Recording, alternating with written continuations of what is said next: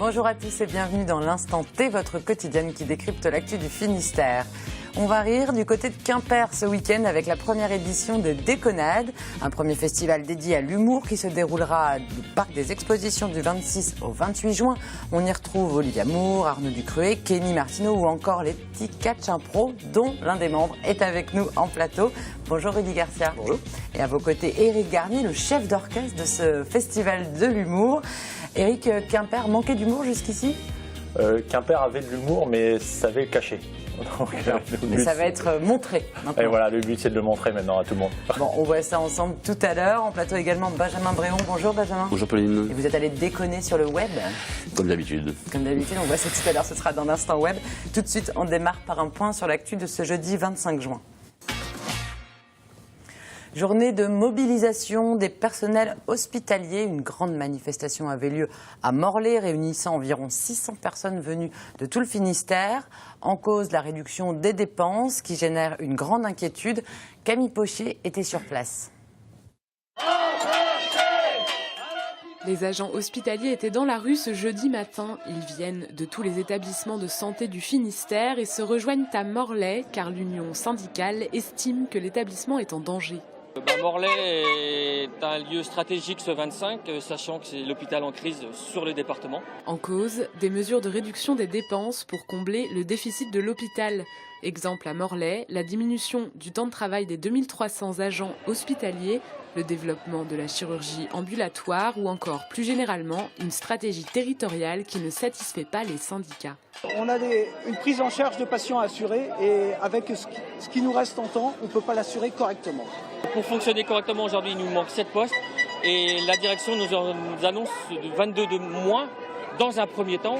Il n'y a pas que l'hôpital de Morlaix, il y a aussi la santé privée, l'action sociale aussi.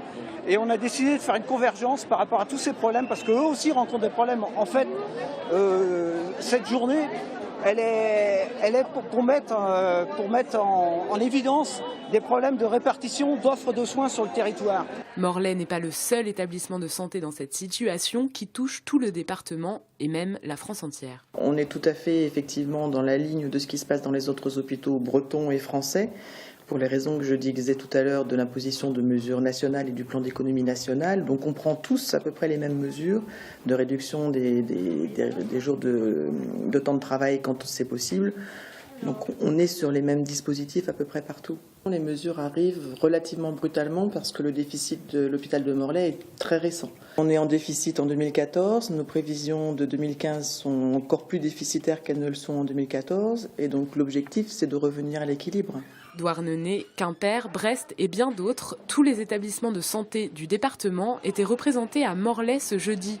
La colère gronde et les personnels de santé semblent décidés à se faire entendre. Et grogne également du côté des taxis. Dans le Finistère, ils étaient une centaine à se mobiliser, dont une cinquantaine à Quimper.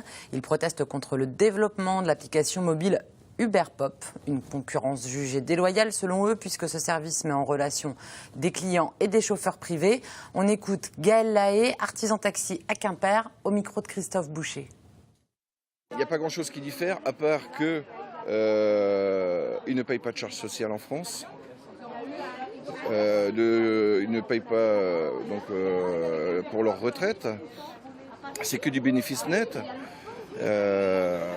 Quand on voit aujourd'hui un étudiant qui fait qui est VTC avec Uberpop, qui gagne 4 000 € par mois net d'impôts, je sais pas, mais moi je trouve pas ça normal. Eux ils arrivent, ils se mettent en place, ils chargent sans rien payer. Voilà. C'est que du bénéfice net dans leur poche. Nous on ne peut pas lutter contre ça. Aujourd'hui, si on laisse faire, ça va être quoi? Ça va être Uber plomberie, Uber menuiserie pour après. C'est-à-dire que si on laisse faire aujourd'hui dans le transport, ça va être la même chose dans tous les corps de métier par la suite. Aujourd'hui, on ne peut pas laisser passer ça. Et ça va être quoi? Ça va être la mort du système social en France, la mort du système de retraite. Et clap de fin pour la 46e solitaire du Figaro. Ce jeudi à 2h14 du matin, le skipper Xavier Macaire a franchi en premier la ligne d'arrivée à Dieppe. Et pourtant, le suspense pour connaître le vainqueur officiel de cette solitaire 2015 a duré au-delà de la ligne d'arrivée. Retour sur cette longue journée. Ouais, Xavier! C'est à 2h14 ce jeudi matin que Xavier Macaire franchit la ligne d'arrivée à Dieppe, remportant ainsi la 4e et dernière étape de la solitaire du Figaro et se positionnant par la même occasion à la première place du classement général, ou presque, puisque le skipper méditerranéen est passé furtivement dans une zone interdite à la navigation. Une erreur que doit juger le jury de la course et qui fait beaucoup d'ombre sur cette victoire. Non, là je réalise pas trop encore, voilà. Surtout qu'il y a un petit dilemme là sur une zone interdite qui n'était pas inscrite dans les instructions de course. Donc voilà, moi je savais pas que c'était une zone interdite, donc je suis passé dedans, j'ai juste un petit peu mordu dedans. Donc ça a certainement donné lieu à des réclamations. Donc voilà, il y a des choses qui peuvent se jouer là-dessus. Si Xavier Macaire est pénalisé, c'est Yann Eliès qui remporte cette 46e édition de la solitaire du Figaro. De quoi réjouir le costarmoricain, déjà double vainqueur de la course. Yann Eliès a donc porté réclamation aux côtés de Gilda Morvan et du comité de course. S'il a commis une erreur, qu'il a une pénalité, je la gagnerai cette solitaire. Ça me dérangera pas, non.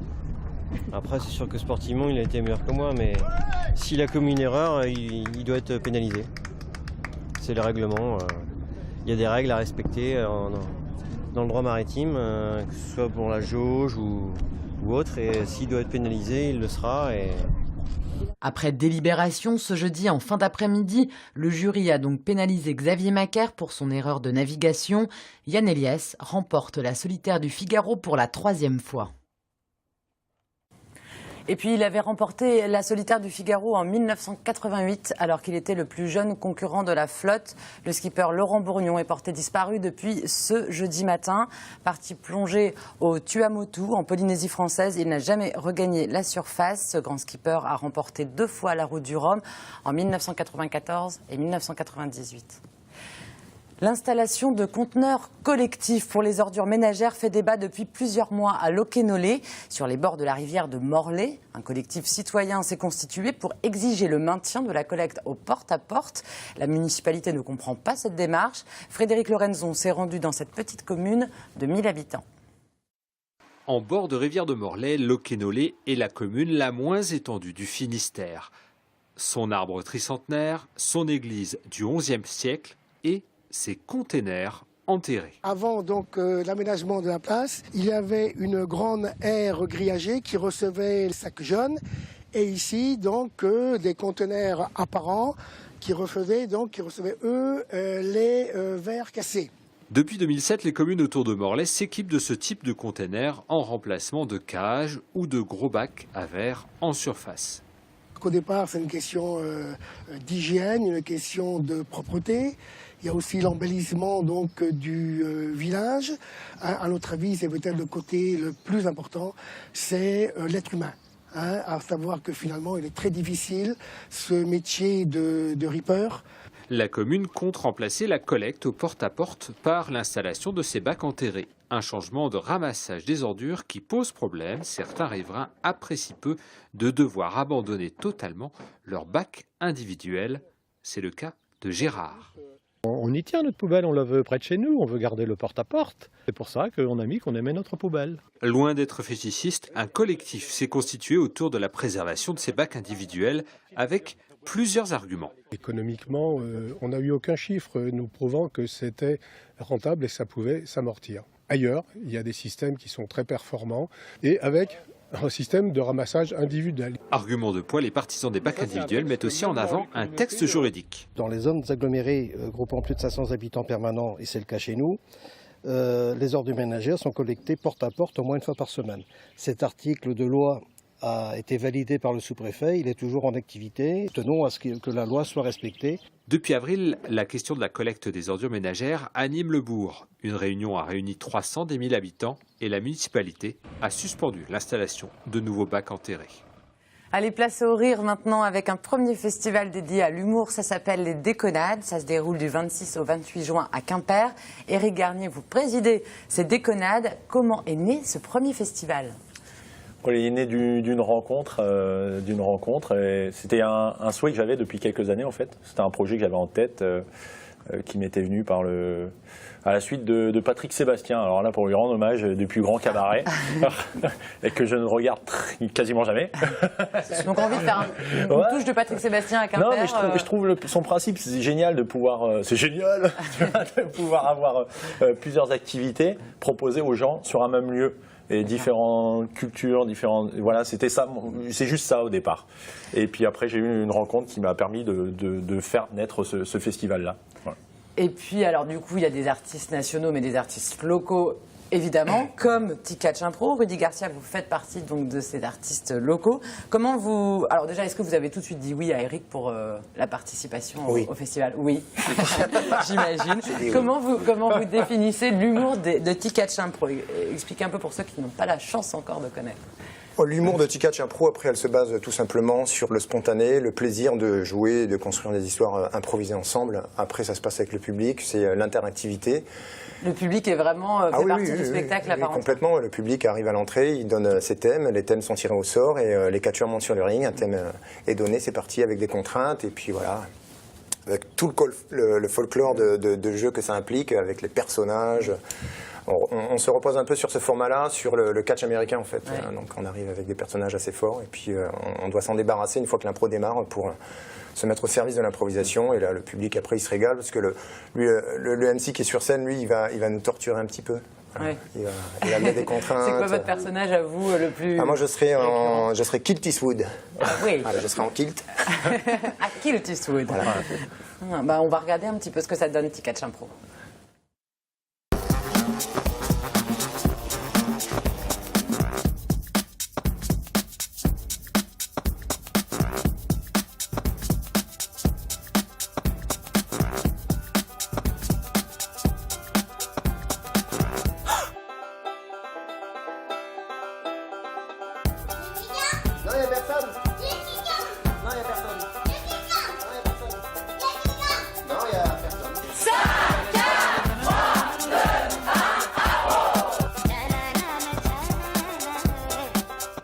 Donc on le voit, il va y avoir donc des artistes nationaux avec des one-man shows, des artistes locaux avec Tika Chimpro, c'est un style complètement différent d'un one-man show, le public est complètement intégré au spectacle.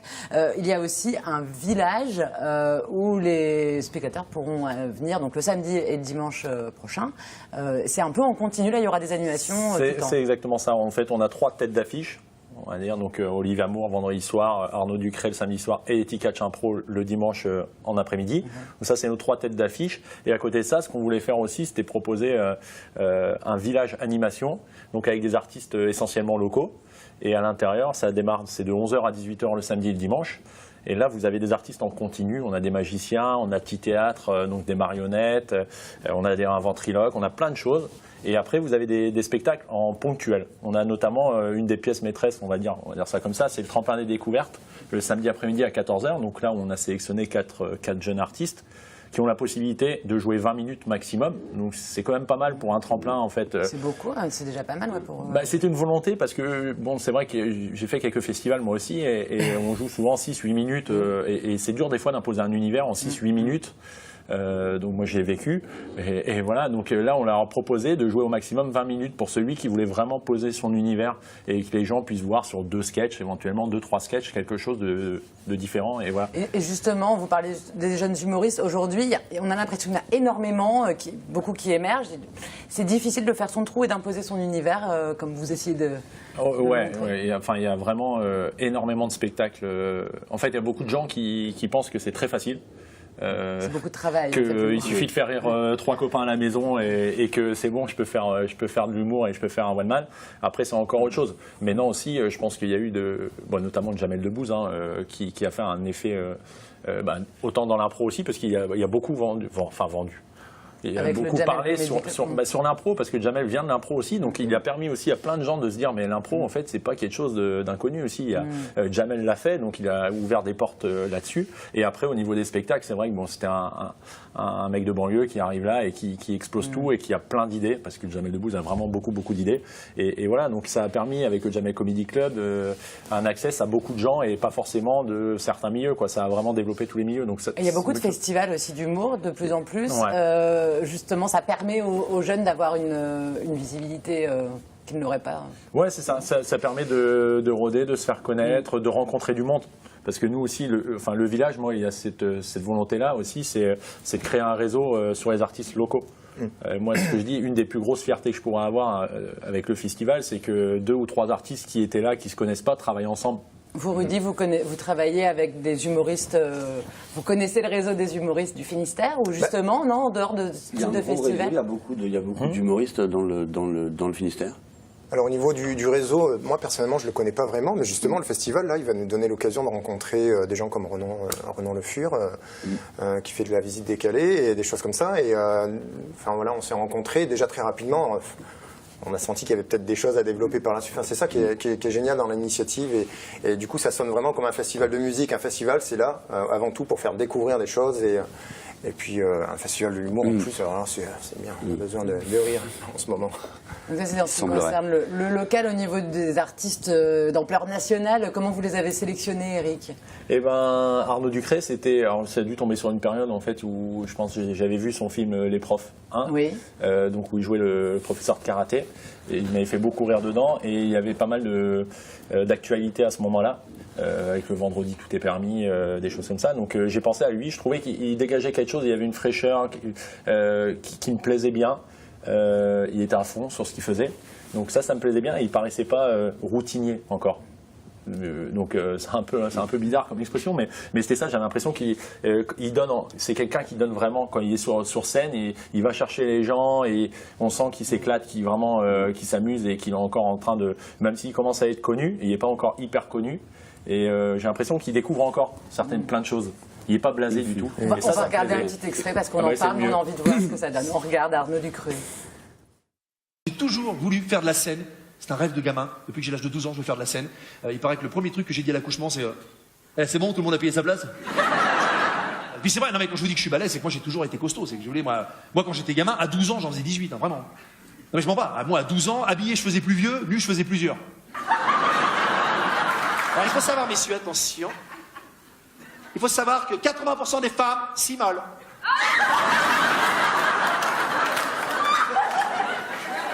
Je l'ai lu dans un magazine. 80% des femmes s'immolent au lit. Hein? Simule, ça va. C'est vrai que simule, c'est pas la même chose. Quoique t'as le feu au cul, mais pas pour les mêmes raisons. Ça vous parle, Rudy, justement, c'est un humour que vous aimez bien, le one-man show? Non, moi je prends tout, moi.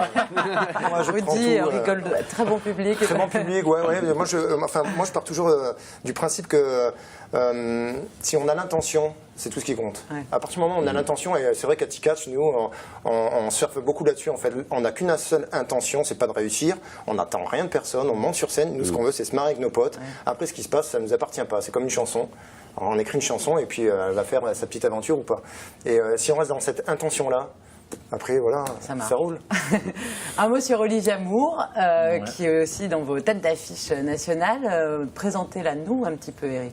Et Olivia, c'est une fille que je connais depuis quelques temps, parce qu'on avait fait l'école du One Man Show à Paris ensemble pendant un an, on s'est découvert là. Et c'est une fille qui a un super univers. C'est un spectacle sur la parentalité. Donc les familles recomposées, mère indigne, elle a vraiment un concept là-dessus et c'est super bien écrit. Moi j'aime beaucoup ce qu'elle fait. Et on n'avait pas trop de nouvelles à un moment donné et puis on s'est recontacté. Et après quand j'ai lancé le festival, j'ai pensé à elle parce que moi ce que je voulais, il y avait deux choses, c'était l'accessibilité à tous. Donc il y a des filles aussi. Voilà, non mais c'était ça, tant au niveau des tarifs, puisqu'on va de zéro quand même. On a des spectacles, Renan Le Fur dont a parlé Rudy tout à l'heure, qui fait une visite décalée. C'est un vrai boulot, hein. C'est 3 mois, 4 mois de travail, il y a 20 personnes sur le truc. Et là c'est gratuit, c'est en centre-ville. Donc on a ça jusqu'à Arnaud à 29 €. Et puis après c'était l'accessibilité à tous aussi au niveau du contenu.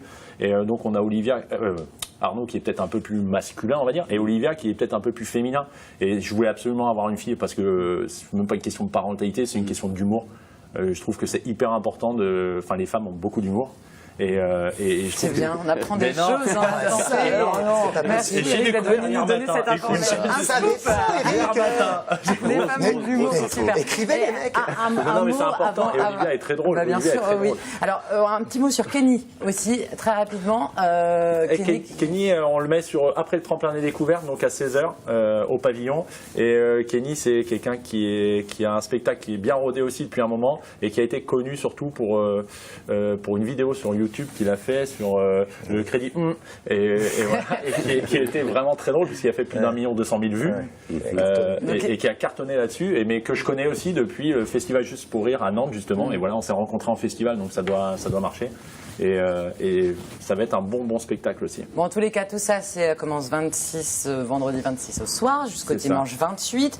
Toutes les infos, vous les retrouvez sur le site lesdeconades.bzh. Pour info, l'entrée dans le village, c'est 5 € et c'est gratuit pour les moins de 12 ans. Exactement, c'est ça. On continue à parler d'humour tout de suite dans l'Instant Web. Alors, Benjamin, qu'est-ce que le web vous a appris de nos invités ? Ouais, il m'a appris plein de choses en fait. Pour commencer, il m'a appris qu'on pouvait rire à Quimper. On en parlait tout à l'heure. Ça n'a pas proprement Après, parler. les femmes ont de l'humour, on peut rire à Quimper. Ça n'a pas la réputation d'être la ville la plus fun de Bretagne, on ne peut pas dire. À tort, semble-t-il, puisque j'ai retrouvé qu'effectivement des élus, ils font des carrières d'humoristes. Il y a eu Jean-Jacques Urvoas qui avait eu le Grand Prix d'humour politique. Il était allé faire une visite en prison à Marseille, dans le cadre de ses activités, je précise. Ah oui. Et en sortant, il avait dit j'étais au Baumette, moi j'en suis sorti, et la différence des socialistes marseillais. Sympa, on ne sait pas s'il est retourné depuis, je parle de Marseille, pas des Baumettes.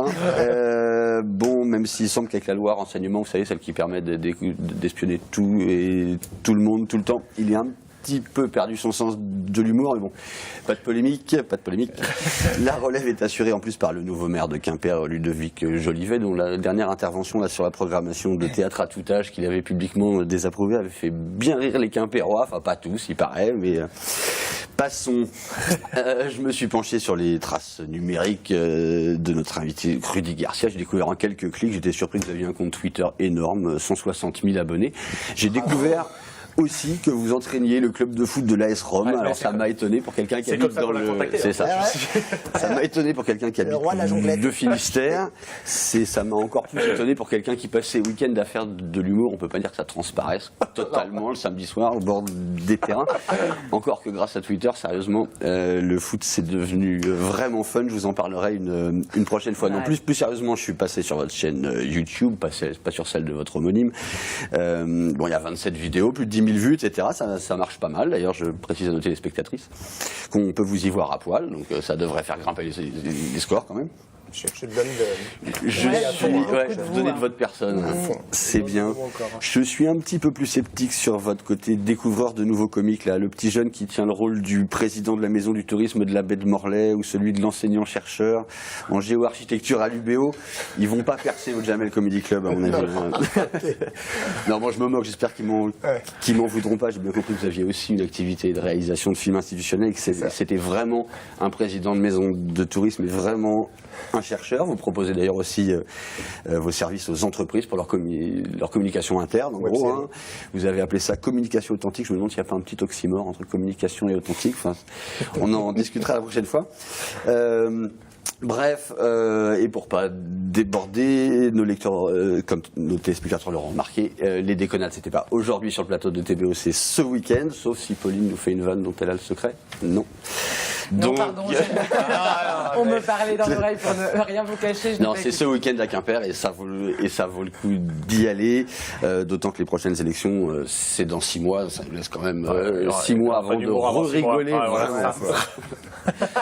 Merci beaucoup, Benjamin. Tout de suite, on passe au bref de chambre.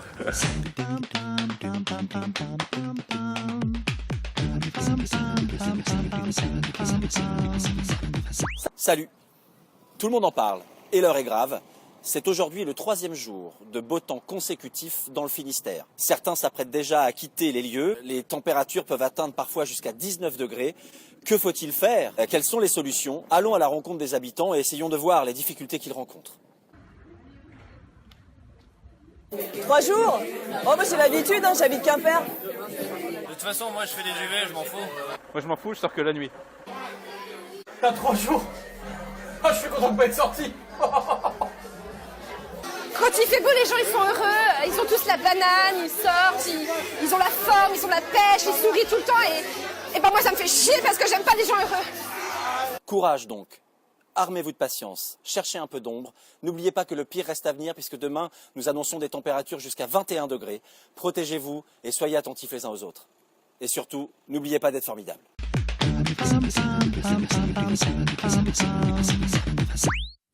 Et voilà, merci beaucoup à tous les trois d'être venus sur le plateau de l'Instant T. Nous, on se retrouve demain, même heure, pour une nouvelle émission. D'ici là, passez une excellente soirée sur TBO. Ciao.